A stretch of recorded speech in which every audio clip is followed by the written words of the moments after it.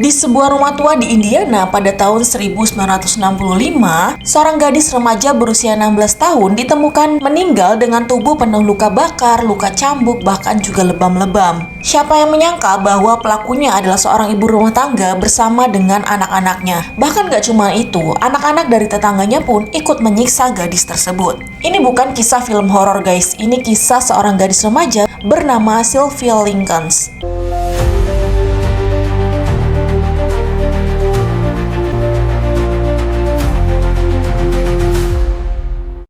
Assalamualaikum warahmatullahi wabarakatuh. Halo guys, welcome back to my channel. Balik lagi bareng aku Putri Nuari. Terima kasih buat kalian yang udah mampir. Dan jangan lupa buat subscribe, like, komen, dan juga nyalakan notifikasi kalian biar kalian gak ketinggalan cerita-cerita menarik, seru, dan juga menyeramkan dari aku. Nah, kali ini aku bakal bawain sebuah cerita dari seorang gadis bernama Sylvia Lincoln, di mana dia meninggal akibat disiksa oleh orang yang harusnya merawatnya. Tapi siapa sangka orang tersebut malah menghabisi nyawa Sylvia sendiri. Oke guys, jadi aku bakal cerita di awal kehidupan Sylvia dulu ya guys. Sylvia Lincoln. Sylvia ini bernama lengkap Sylvia Mary Lincoln. Dia lahir pada tanggal 3 Januari tahun 1049 di Lebanon, Indiana.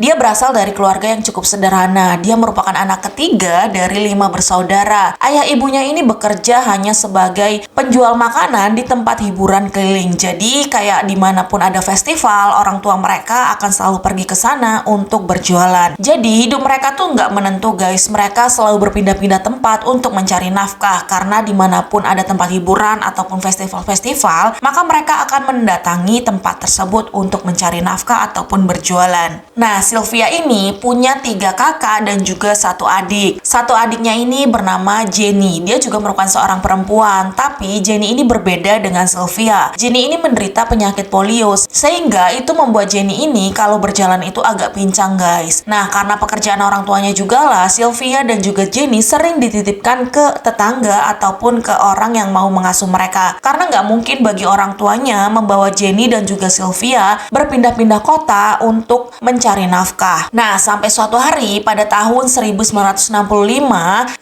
orang tua Sylvia ingin pergi untuk berjualan ke luar kota, di mana tempatnya agak jauh dari rumahnya. Jadi ayah Sylvia memutuskan untuk menitipkan Sylvia dan juga Jenny ke tetangganya yang bernama Gertrude, di mana Gertrude ini merupakan seorang ibu tunggal dengan 7 orang anak guys di rumahnya. Gertrude ini terlihat sangat ramah dan juga sopan, bahkan dia menawarkan diri untuk merawat Sylvia ketika si ayah ataupun orang tua Sylvia ini pergi ke luar kota untuk bekerja. Dengan imbalan dia meminta bayaran sebanyak $5 dalam 1 minggu sekali. Tanpa adanya rasa curiga dan karena sudah biasa juga mereka dititipkan, akhirnya Sylvia dan juga Jenny dititipkan di rumah Gertrude dengan perjanjian yang sudah dijanjikan, di mana dalam seminggu keluarga Sylvia harus mengirimkan upah sebanyak $5. Tapi siapa tahu ternyata keputusan mereka itu akan menjadi mimpi buruk bagi Sylvia. Ketika Sylvia dan juga Jenny sudah berada di rumah Gertrude, awalnya semua tampak biasa saja. Gertrude memperlakukan Jenny dan juga Sylvia sangat baik. Mereka makan malam bersama, mengerjakan pekerjaan rumah bersama, bahkan Sylvia dan juga Jenny bermain bersama dengan anak-anak Gertrude yang lain. Namun setelah 2 minggu kemudian semuanya menjadi berubah. Ketika orang tua Sylvia telat untuk membayarkan uang yang sudah dijanjikan, wajah Gertrude menjadi berubah. Ia menjadi seseorang yang pemarah, emosional, dan juga kejam. Bahkan ia menuduh Sylvia dan juga Jenny berbohong, sehingga itu bisa menjadi alasan untuknya memukul mereka menggunakan tangan ataupun sabuk kulit. Dan ternyata itu semua barulah awal. Dari hari ke hari, kelakuan Gertrude semakin parah. Yang menjadi sasaran utama dari penyiksaan tersebut adalah Sylvia, sementara Jenny hanya bisa ketakutan dan duduk di pojokan. Dia hanya bisa menangis melihat saudara perempuannya dipukuli habis-habisan oleh Gertrude tanpa alasan. Gertrude mulai mengarang cerita. Dia mulai menuduh Sylvia yang tidak-tidak, bahkan yang tidak pernah Sylvia lakukan sekalipun. Bahkan sampai parahnya, Gertrude menuduh bahwa Sylvia itu telah berzina. Ia bahkan menyebarkan rumor ke tetangga-tetangganya bahwa gadis itu ataupun Sylvia itu telah hamil di luar nikah dan telah tidur tidur dengan banyak pria. Tapi sebenarnya itu semua tidak benar guys, karena semua itu hanya akal-akalan ataupun karangan cerita Gertrude, dan itu adalah pelampiasan Gertrude di mana dia juga mengalami tekanan dalam hidupnya. Tapi part yang paling menyeramkan adalah ketika anak-anak Gertrude ikut menghakimi Sylvia. Mereka ikut terlibat dalam penyiksaan Sylvia, bahkan ibunya pun mengetahui hal tersebut, tapi bukannya menghentikan, si Gertrude ini malah mempersilahkan anak-anaknya untuk menyiksa Sylvia. Mereka menganggap penyiksaan kepada Sylvia ini adalah sebuah hiburan, bahkan mereka juga tidak punya rasa belas kasihan melihat keadaan Sylvia. Mereka bahkan memukul, menendang, bahkan membakar tubuh Sylvia dengan sebuah rokok. Dan tak berhenti sampai di situ guys, anak-anak Sylvia bahkan juga mengajak anak-anak tetangga yang lain untuk masuk ke rumahnya dan ikut menyiksa Sylvia. Bagi Sylvia, rumah itu sekarang berubah menjadi neraka dunia. Setiap hari Sylvia mengalami siksaan baru, mulai dari menelan makanan basi, meminum air kencing, bahkan memakan muntahannya sendiri. Bahkan Gertrude juga sempat menyuruh anak-anaknya memukul Sylvia menggunakan raket padel hingga Sylvia itu pingsan guys. Tak jarang juga ia sering dikurung di ruangan bawah tanah tanpa makanan ataupun minuman sedikit pun. Semakin hari tubuh Sylvia semakin kurus dan penuh dengan luka yang terbuka. Bahkan sampai ada di suatu titik di mana Gertrude menyuruh anak tetangganya untuk menorehkan sebuah tulisan di perut Sylvia menggunakan besi panas. Tulisan tersebut berisikan "I'm a prostitute and I'm proud of it". Meskipun Sylvia berteriak kepanasan dan kesakitan, mereka tidak pernah peduli dengan itu semua. Dan itu dilakukan di depan banyak orang sambil tertawa, seolah-olah mereka menganggap Sylvia hanyalah sebuah hiburan di mana penderitaan Sylvia adalah hal yang paling menyenangkan bagi mereka. Meskipun beberapa tetangga katanya mendengar jeritan dari Sylvia, tapi tidak ada orang yang pernah benar-benar menolong Sylvia. Mereka menganggap itu hanyalah hukuman biasa dalam sebuah rumah tangga, dan bahkan tidak ada yang melapor ke polisi satu orang pun. Sylvia sempat berusaha untuk kabur dari rumah, namun sayangnya karena tubuhnya yang sudah lemas dan tak berdaya, dia terjatuh di tangga dekat rumah, sehingga itu membuat Gertrude langsung menyeretnya masuk kembali ke dalam rumah dan kembali memukuli Sylvia. Bahkan dia mengurungnya di sebuah basement. Setelah hari itu, Sylvia sudah tidak bisa bergerak banyak lagi. Dia juga sudah tidak bisa berjalan, tubuhnya sudah penuh luka dan juga lemas tak berdaya karena tidak diberi makan selama berhari-hari. Dia kini hanya terbaring di sebuah lantai dingin dan menunggu ajal.